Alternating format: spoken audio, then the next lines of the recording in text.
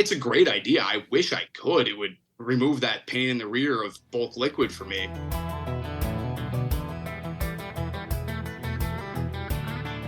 You're listening to the BulkLoads podcast, your number one resource for everything bulk freight trucking.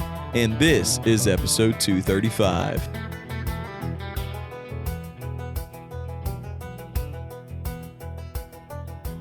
Hey guys, Jared Flynn with the BulkLoads podcast. Got Tyler in with me. What's going on? I'm back. I know. Hey, thanks we for missed you. Yeah, thanks for filling in my shoes last Yeah. week.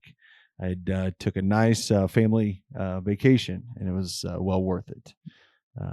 Had a great time. So let's start off with the tip of the week. Yeah. So this week's tip of the week is actually going to be towards everyone, but also more directly at our bulk insurance clients. Yep.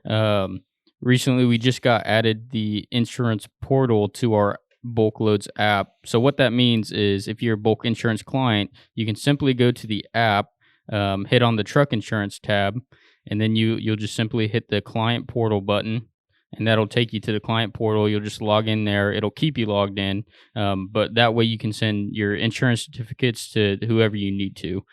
So that way, whenever you find a load, you want to book that load on the app, you can go right into the insurance portal, issue your certs that way. You don't have to jump around, open new tabs, or get out of the app. You can do it all in one place. Yeah, people over the years, it's always been an ongoing issue is getting insurance certs or COIs sent to shippers, especially in a timely manner. Now, if you are a bulk insurance client, and if you're not, we hope you will be, and we'd love to get you in contact with those guys. But yeah, you can do it all from the app now. You can send COIs. Again, our team will gladly do it. Yeah, we do have some guys that prefer just to call in, and we're happy to do that as well. But you can go right into the app now in the client portal, just with a few clicks, and send COIs to any company, anytime, and it's just super simple. So yeah, the tip of the week, we do have now an easy way to send COIs right through the app if you are a bulk insurance client. So. Yep, and you can access it all hours throughout the day, Yep. night, whenever you need to issue those. Yep, super cool. I love what those guys are doing over there. So, well, today I'm going to bring on, I would say, kind of an old friend. We've been connected over the years. He's been a veteran in the industry. We kind of stay in touch. But Ian Harder's name, he is with a company called BevSource, right? BevSource, yep, out of Minnesota. He's kind of worn different hats in the industry, but worked as a freight broker for a while, and then worked on the shipper side. But I brought Ian in, and I'm like, this one, again, we've talked about this before, but we really dove into kind of the shipper, broker, carrier relationships. And I don't want to give this away, but sometimes a shipper direct relationship is probably not the best. Yeah. And again, there's certain reasons why. And I know there's probably people listening on the other line being like, I don't agree with that. And we're going to bring Ian on just to kind of talk that through. And I remember this working as a shipper myself. There was sometimes it was better to work with a brokerage than directly with a carrier, just because sometimes that broker could bring more trucks, an easier solution. And some of these shipping companies, a lot of these shippers, they can't manage individual owner operators. It's easier for them to basically delegate it out or contract it out to one brokerage that then can manage all of those shipments in one source. Yeah. So that's what we're really going to dive into it today. I hope you like this podcast, man. Ian, he brings a lot of enthusiasm to it. So, man, was just glad he graciously came on. So with that said, here's my conversation with Ian Harder. Hey, Ian, thanks for coming on. Absolutely. Thanks for having me, Jared. Yeah. Well, we've known each other, I guess, digitally for, man, probably 8 to 10 years. Or has it been? It's been shorter than that. Okay. It's been about 2 years, I'd say. Oh man, I thought it was because you were on BulkLoads for a while, right? No, I brought my company currently where I'm at onto BulkLoads, and that was the first iteration of any bulk shipment that I've been involved with. Okay. And you found, and you're kind of non-bulk, and that's why I brought you on. Yeah. But you guys wanted to get into more bulk. Talk about that. So the company itself has shipped bulk before I was brought on board about 2 years ago. And the company is? BevSource. Yep. Yeah, sorry. They're a beverage manufacturer, a third-party manufacturer. Pretty much the way I sum it up to people who don't do it. We work with just about any brand you've heard of, to down to your buddy Joe in his garage making a brand new beer. and we bring your idea from an idea to the commercial space. And we do that in many different facets. Yeah. And so part of that is bulk alcohol for manufacturing and getting that from the bulk alcohol manufacturer to where it's going to be produced and ended up putting in a can or a bottle. Because I can remember when we first started having conversations, you were actually looking for tankers, liquid. Yep. Liquid haul. It's all bulk food grade liquid is what I ship. Well, at least on the bulk side, it's bulk food grade liquid. So COVID had been a nightmare. I mean, because that's just the liquid market dried up. I mean, everybody's moving hand sanitizer, alcohol, all that stuff. Yep. So it's tough to begin with, especially being a company that wouldn't quite have enough volume consistently to contract on our own fleet, but enough volume to make it a pain in my rear. And then combine that with all the supply chain chaos from COVID disasters to COVID shipping bulk hand sanitizer. It was definitely a doozy shipping through that. So how's the market right now though? It's going down, I would say, as far as rates or cost per mile. Mm-hmm. A lot of that has to do with fuel prices going down.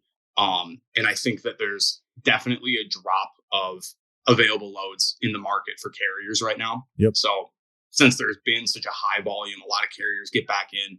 There's a ebb and flow with carriers in the market. You know, the rates will get good because there's more loads than carriers, and then carriers will enter back into the market because a lot of guys have the opportunity to just park their truck and work a different job until it gets better.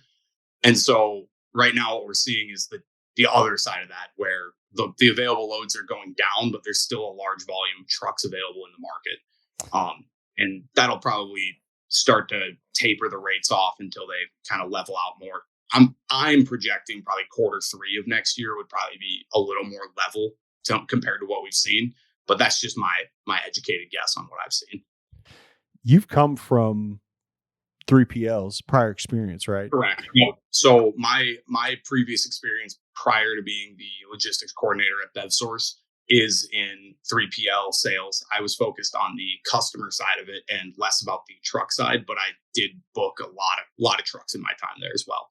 I would say that would have been one of probably the best moves. I mean, working for a 3PL and then going to work for, an asset based or a provider looking for it. Kind of explain how that worked, because it's probably really set you up well for what you do now. It really did. I always refer to my 3PL training as post grad freight school. Yeah. I got a really in-depth training from the brokerage I worked with, and that really, really helped set me up to then work on the customer side. I know that there are some brokers out there that can use words or price magic to manipulate things and make more money for themselves. And it's been nice having an inside knowledge of how brokers work and what they're exactly doing, both to help my shipment and help my company understand what actually is happening. There's different some of these companies are different sizes, but I mean, obviously yours sounds like it's pretty substantial. What's the difference? So, when you're a 3PL, you're kind of working the market. I mean, you're really looking at the highs and lows. Are you still focused that much like now with this company as you were as a freight broker? Yeah, definitely we are. We have a lot of freight. So I'll answer kind of your first question. Substantial, it depends on who you compare us to. Your mom and pop corner store will have much more freight than them, but on the scheme of things, I think we ship about 150 to 200 full trucks a month. Not full trucks, 150 to 200 total shipments between LTL, bulk liquid, full truck, reefer LTL. And so that's kind of about the area we sit in. So through that, of those about 150 to 200, consistency is our problem, right? If we could go and say, hey, we've got 200 loads on this lane for a year, we would get bids like crazy, but we don't. We've got a lot of similar origin, but a lot of different destination. And so through that, we play the spot game entirely. Yeah, that was going to be my question right there. I go, how much do you have contracted freight versus spot? So you guys are a lot of spot. We're almost exclusively spot. I would say the closest thing we get to a contract is I return it to a private fleet that I've used or a broker that I know will hold their rate again, and I liked them on the lane. That's just about the closest we'll get to any sort of contract. Yeah. Well, man, that's so similar. Back in my day doing grain logistics, and we were sourcing grain from all over, and depending on the harvest and the year, you may be moving it from the west or north or whatever. But it was hard to have contracts or find contracted carriers because it just always changed. But that's interesting. Yeah. So, but you guys have to do that now just because the seasonality and the inconsistency of where these lanes will move. Seasonality, sourcing ingredients, different ingredients come from different areas. Who's gonna produce it? Who's gonna end up selling it? A lot of those things factor into. We got a lot of freight, but not a lot of common destination. Man, interesting. I didn't realize because again, some of these more established companies, or I would say, you think that they would just have set contract carriers, but in your instance, you're playing that spot market, which probably is why it was a good fit for you. Because coming from a 3PL, you probably, I mean, you're used to that. Almost a seamless transition into being able to work it from the customer side. It's a lot of spot stuff. It's a lot of in the now freight knowledge. So it was a really good fit as far as my skill set goes. Nice. So playing the spot market, and again, coming from a 3PL, do you utilize a lot of 3PLs now, or do you find do you use load boards and post them out there and find direct trucking companies? I've had better success using 3PLs than any sort of public load board. And that's just because 3PLs do the vetting for me. I don't have the time to vet trucks, but 3PLs will have their standards. They're all different, but a lot of times they're good enough for us, right? And I can tell them like, hey, I don't want this kind of truck on my freight, and they'll book it. So I found a lot of success doing 3PLs. I use some private fleets, like I had said. When I have consistent lanes, I use a great carrier out of La Crosse. They haul all of my stuff that goes La Crosse to the Twin Cities, La Crosse to Chicago. That's La Crosse, Wisconsin. Mm-hmm. Pretty much a lot of the Midwest, they'll get on. It's affordable. They've always got capacity. I can put anything with them, and I know their rates. So I like the contract we were talking about. I don't have a contract with this fleet, but we've worked together long enough that we've got a great relationship, and it's like I have a contract for these lanes. But yeah, I don't use too many load boards. I do use load boards on the bulk side just because booking bulk food grade liquid is very challenging. But as far as the dry space goes, I found success with 3PLs, and I don't use a lot though. I keep my network small. I always call it that I have my preferred circle, and then I have the other guys, and then you're not in it, right? I've got 3 or 4 brokers that will win all my freight, and then I've got probably another 5 that could win my freight. Yep. And everyone else I tell to kick rocks until I kick someone out for another reason or that. But I was similar when I was booking freight. I kind of had I called my ABCs, but my A's were, hey, these were my companies of choice. Yeah. Always, gave them, they were with me thick and thin. B's, hey, if it comes up. C's, if I'm desperate, because I know I'm going to, and those A carriers, they can make more money on a load than maybe a B carrier. If it comes in $50 lower, I'll probably give it to my A guys because I like them. Yep. They do good. Yep. Why not feed the mouth that helps me all the time? Yeah, it's interesting. And again, seasoned carriers know this. Trucking companies, especially small owners, a lot of guys, they want to find direct contacts, and they think that's going to be better for them. That's not always the case, though. No, from a trucking standpoint, because sometimes it's going to be hard for a mom and pop to get in the door with you because, again, you've established these relationships, and again, your freight's going to move that might not fit a one truck operation or a couple. Expand on that, because I know it and you know it. But again, if there's somebody out there listening to this podcast today, maybe they're new to the market and say, no, that doesn't make sense. I want to find those direct contacts. Why isn't that necessarily the best choice? Well, at least for me right now, I mean, I've told a couple trucking companies that want to lease on and direct trucking I've told them, like, respectfully, I wish I could, but you're not going to like that decision, right? I'm not going to have the volume that'll keep you moving. I'll have the volume that'll send you everywhere. I don't have return trips for you. It's just not going to work unless you've got a dedicated passion to my business that you want to end up halfway across the country with no return shipment. That's fine. But yeah, I've told companies up front, hey, I wouldn't do this, especially with bulk companies. I've had a couple carriers ask and say, hey, I could buy another piece of equipment right now, and it could be yours, right? Just send us with it. And it's a great idea. I wish I could. It would remove that pain in the rear of bulk liquid for me, but I couldn't have that happen, right? I know ahead of time full well that we don't have the volume. I don't have the return lanes. It just wouldn't be pretty. And some months I've got a lot of productions I've scheduled, and I'll ship 15 to 20 bulk tankers, and then other months I might ship one. But again, So, if that was the case, you guys would have your own fleet. exactly, yeah, I would have my own fleet. I probably wouldn't be talking to Joe Schmo's Trucking about getting their capacity. I would probably be working with one of the big dogs every single month that move bulk alcohol. Yeah. So yeah, going direct, it can be good for a trucker if you've got the right business, right? And if they can tell you, hey, I've got 6 of these a month, you can have all of them. Here's the rate, and if you can plan it out and make it work, that'll be good. It'll remove a little bit of the broker headache and load board headache from your life. But there's not many out there that aren't. It's usually there's 2 ends of the spectrum. There's companies like myself that have a couple and they need help, and then there's companies that they have got a lot of freight and they're already working with someone. So pro and con, but it almost doesn't really exist is the better way to say it. Yeah. No, I think you hit it head on.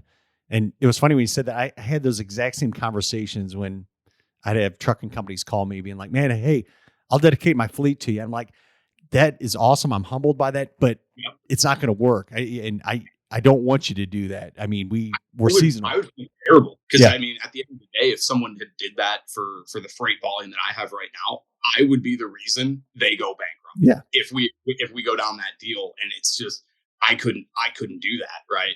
So, and I think there's a lot of other people in the industry that are like us that can acknowledge that, hey, I don't have it for you. I wish I did, but it's not there. Maybe try someone else, but I really don't think it's out there. It might be, if you call enough people, you might find the right lane with someone. It's like, wow, this is perfect. You've solved our problem. But until you find that needle in a haystack that also is a unicorn, it's not common. Yeah. And I'll say this on the other side. I tell carriers all the time, man, try to have, established book of business that you can find. Because there are companies that do have regular loads, and then work that with your spot market freight to kind of have that full portfolio. If you find the area, I mean, bulk is definitely a lot tougher. There's a lot of deadhead. There's not a lot of options. Yeah, especially liquid bulk. Specific trailers, specific pumps, all that jazz. But at least in the dry market, right, or the more standard freight market, it's definitely very viable to dedicate onto a company that they have this lane, and then you go outbound, and then you spot market back in, right? So you've got your contract, you've got at least this much going on, and you think, you know what, I can spot back the whole way. That's definitely viable for standard truckload freight, even reefer freight. Yeah. Ian, I want to just talk the second half of this. Again, you do a little bit of bulk, but you're kind of in the dry space. And I think that's Correct. why that's really wanted to bring you on, but kind of talk about a little bit of the trends you're seeing technology. Because I want our listeners to hear and see if that compares to what we're seeing kind of even on our bulk, dry bulk, ag side. But what are you seeing? And I'll say this, like sometimes it's overwhelming to see, I mean, the autonomous trucks on the horizon, the technology that's out there, the digitization. But I want you to, I want to hear from you, from your business. I mean, what do you see and what do you think about everything that's going on? Yeah. There's definitely, I mean, electronics are just, exponentially improving, getting smaller, faster, et cetera. Automation or automated vehicles, personally, now this is just opinion, a guess, no fact. I don't know if they'll ever come. You've seen the troubles that automated vehicles have had, and then you put that behind 80,000 pounds. That's just dangerous, right? Yeah, I just really don't foresee that happening, at least anytime soon. I think having a human in the cockpit, flying the plane, flying the semi, however you want to say it, will be will be how it is for quite some time, just due to the sheer danger of 80,000 pounds traveling at 63 miles an hour on the freeways. That's a lot of damage that can be done, as opposed to your Toyota Prius, right? Yeah. Well, what are some of the technologies here recently, though, that you've seen that's really benefited even what you're doing now as a shipper? EDI, electronic data interchange, getting on board with a transportation system, and being able to automate my spot bids. I automate those out. Automate would be with an asterisk. I still build and send them out, but I get rates back from my carriers, and I've got data stored. Through that, I can do better reporting, better tracking, better claim management. All of those things have just been a massive help, and a huge reason to that is EDI or API, depending on whatever system you use. I know one thing we're hearing on the dry bulk side, again, more visibility, tracking. Again, Yep. that sometimes that can be tough with the spot market. What are your views on that? And are you adopting systems to be able to actually see your shipments without having to do a check call every time, or call the So trucker? that's essentially halfway through it, right? Because I'm not check calling too many truckers in my time. Most brokers don't let the customer ever have the trucker contact, because you just want that division to protect their business. But I'll say real quick though, but there are shippers that want that. So there's you some have an do. issue there. You have a shipper that wants to see that, but then there's a broker that doesn't want that visibility Yep. because they don't want to give away that contact information. So what my EDI is doing is essentially, I'm not EDIing to trucks. I'm EDIing to broker systems, who then potentially could be EDI connected to the carrier, right? So then it goes here and then there. So it just adds a stop for the data. The visibility is and forever will be a bigger want for every shipper out there. I tell you, sometimes I joke about it, because I was in the 3PL, but if my customer could ride in the truck, I guess I'm the customer now. They would, right? They want to know exactly where their product is at all times. And I tell you, it gets worse the smaller the company is, because when you're a smaller company, your freight matters exponentially more than when you spend millions every month, as opposed to $1 million a year, because it's just percentage based. So when I have freight for some of our smaller companies, if they could be the rally car driver behind the semi, they probably would. As opposed to bigger companies, they're more prone to, all right, well, it'll get here, but we still want to know where it is, but they're not all over it like a hawk. Interesting. I guess the last question, Ian, that I have for you, specifically when we're talking about this industry and some of these trends, what would you as a shipper like to see more of in the future? I mean, if you could have a little genie and say, hey, I would like to see this, potentially better this, making your job easier, what would that be from a shipper's perspective? I got 2 wishes with my genie out of 3 already for you. Less swings in the market. I don't know how we can do it, but that would be an awesome wish. Instead of high highs and low lows, I know the market can fluctuate, but let's get it more in the middle, as opposed to high peaks and low valleys. And I want to stop there, because you bring a good point. Like, man, we've seen these massive swings with fuel. And again, when you're, it's one thing if it's your fleet and a way to hedge that, but how do you hedge that in the spot market? I don't have the answer. That's why. And what about if you have a customer out there that you're saying, hey, this line haul or whatever's, I'm just throwing a number out here, typically $1,000. Well, then fuel goes up 50 cents, $1. Well, now that line haul turned into $1,200. Now you're negative $200. Even the toughest part too is say you contract that for the $1,000 with fuel included, and then fuel goes up that 200. Carriers can take and rip your contract up. They can say, we're actually done servicing this lane. We don't see it getting better. We'll re-rate it for you, but we can't keep honoring the $1,000 that we told you. And that's happened to me in the past as a broker, for my customers' freight, where I've had it contracted and then fuel changed or the capacity situation changed, and that contract was no longer valid just because.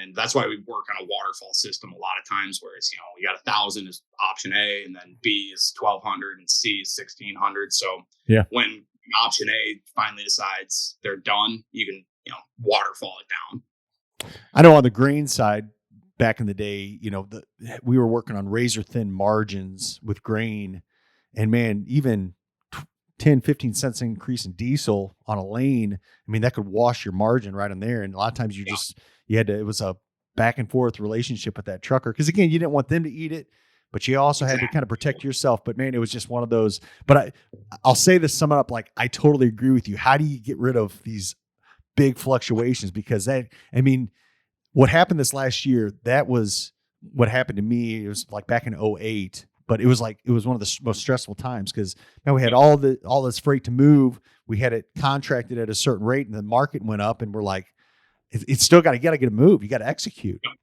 Yeah.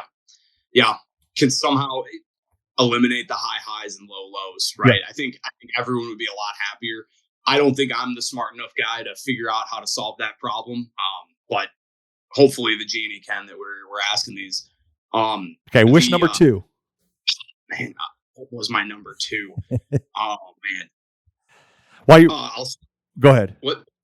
I'll backtrack. It wasn't my actual number 2 I had in my head, but I'll joke with you and say more visibility on freight, because I am a shipper, so I do get that allotment to say. I do love knowing where it is at all times. I know that there's been massive advancements in tech tracking. I know some drivers don't want to do GPS tracking, but of the drivers I've spoken to that do GPS tracking, a lot of them end up loving it, just because you don't have brokers blowing up your cell phone at all hours of the day trying to figure out where the heck you are, because they can figure out where you are via GPS satellite.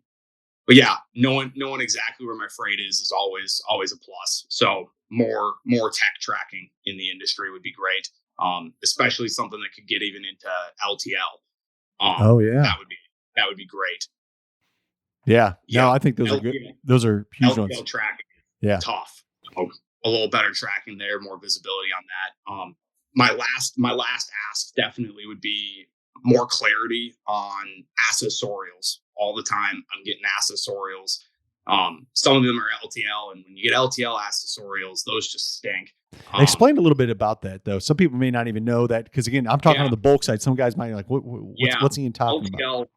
The reason they stink so much is working with LTL companies is kind of give or take like working with the mob, right? It's their rules, it's their game. You've got to play with it. And so when you get a detention fee, and they'll charge me $85 every 30 minutes for detention sometimes, right? It's just, but I could try and dispute it, and then they send you to collections, because their odds are they're going to be a bigger company with more firepower than you can come back with. So at the end of the day, you'll end up taking it, and all right, I'll eat the $160 because it's not worth my time to fight it. I know it will be denied. I don't think it was right, but I've got to move on and keep moving other freight. Accessorials definitely kill, and especially on the LTL. Yeah, especially LTL, but even full truck accessorials are a pain, right? Because sometimes I'll know that a driver had to lay over, but then they don't get their bill signed, and it's tough, because it's like, I know that you had to lay over, and I know it was the shipper's fault, but the bill wasn't signed, and then it's like there's no receipt. That's how I always say it. Without the receipt, I wasn't there. I can't tell you, because unfortunately on the flip, there are other times where you get it and it's like, I know this is a fraudulent ask, so I can't pay it, right? So that, because it goes both ways, it makes it tough. And sometimes you have to put your foot down and say, like, I need a signed bill or I can't do it, unfortunately, because there are asks for detention or layovers or out of route miles, etc., that might not be recorded. Yeah. And so with it going both ways, it makes it tough, even if you know that it might have actually happened. What if you just throw a number out there? What percentage does that happen on the loads? I mean, is it 15, 20%? I'd say of loads with accessorials that don't get signed paperwork, probably about 10 to 20%. So that could be a chunk of change, big chunk of change. Yep. And it makes it tough. It's tough because especially when I know it's true, or I've got the gut feeling that it's true, I still can't do it just because of the receipt not there, and knowing that there are other instances where there are fraudulent asks for detention and layovers. It makes it really tough, and it's kind of a gut punch to myself when I have to deny those.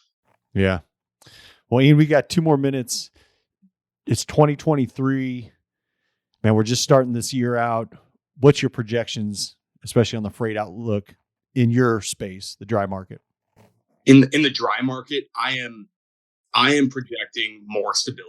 I think the first quarter, maybe quarter and a half, are going to be more constricting to carriers as more loads are leaving. Mm-hmm. But I think come Q3 and Q4, I think we'll experience in the spot dry market a little more stability than we've seen probably since 2019, even with pandemic and then other global issue fallouts from that, and then finally this year with the world economic people, people smarter than myself saying 2023 will be a tough economic year, right? And so that's why you see the evaporation slowly of available shipments. And I think through all of that, I think it will hopefully stable out here towards the end of the year. Obviously praying not for an economic fallout, right? But more so using it to stabilize the market, stabilize spending trends. Spending trends have been crazy since the pandemic. So I think all of those factors, and I think we're finally fully gotten past supply chain COVID issues. Yep. I'll put that with an asterisk, but I think we're fully past that. And I think I'd hope that we'll get to a more level 2023 and hopefully into 2024. That's awesome. I think rates for trucks will go down a little bit. Yeah. But I think fuel will keep, about the higher side of things, just, with all things that we've seen with how fuel is right now. I think it won't change too much. I think it will kind of creep up and down, but be around the range that we're at currently. But I think that'll help, balance out the whole actual line haul rates. So that's what I'm looking forward to with the end of 2023. Yeah. I've been telling guys for a while, it's like, hey, hopefully you position yourself well and save back in the last couple of years that were very rewarding for carriers because and it's just, we do need a little bit of a reset. It's just, it's natural. And it's how the market goes. Yeah. It's you get high load counts and all of a sudden you get high carriers and they might overlap for 2 months or 3 months, but then loads start falling off. But carriers, they always trail, right? And then all of a sudden you're on the downtrend and carriers start exiting the market. And eventually, you'll find equilibrium and then it will go back all the way down and up. But here we are back talking about peaks and valleys again. How can we stabilize that? Yep. Cool. Hey, Ian, thanks again for coming on the BulkLoads podcast. Happy 2023 to you and your family. Absolutely. Yeah. Thank you so much. Great way to start the year.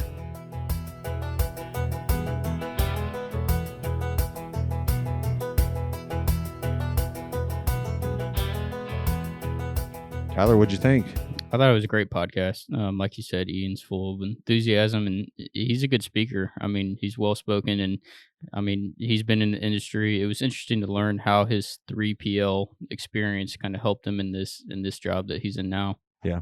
I liked how he mentioned kind of his 3 wishes for the industry. And I think we won't go through the whole podcast, but let's just dive in and talk about those for a little bit. Yeah. Yeah. So the first one that he said was just about market volatility. And if he could just eliminate the high highs and the low lows, instead trying to make a more stable market.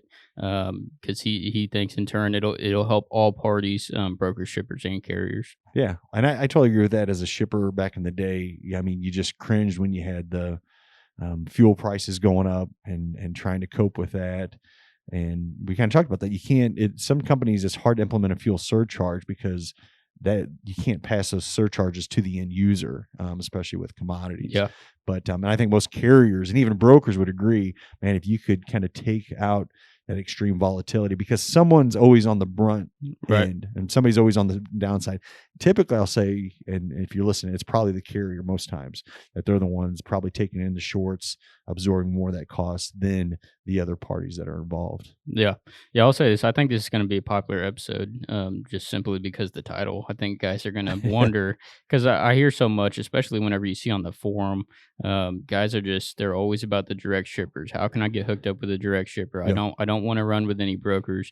But Ian, I mean, he lays it out, direct shippers are not the best option for every operation out there. Yep. Some might find it, better, but most of the time it's not going to work out for you. Yeah. I mean, and again, you can dissect it down, but it really depends on the type of shipper.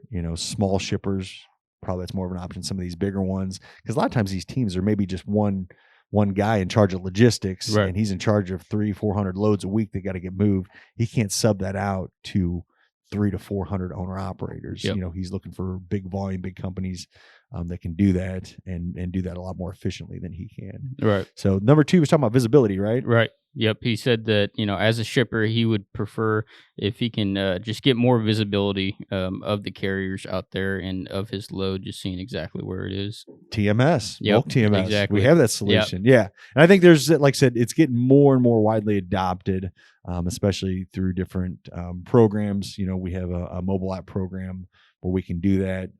We're very cognitive of drivers that don't want that, and we really put that in their hands. But again, it is something shippers want more visibility on their shipments. They don't want to have to make check calls. They want to be easily able to pull up and with a matter of really seconds see where that truck is, ETAs and all that. So I think that's one that the industry is slowly adopting more and more of. Yeah.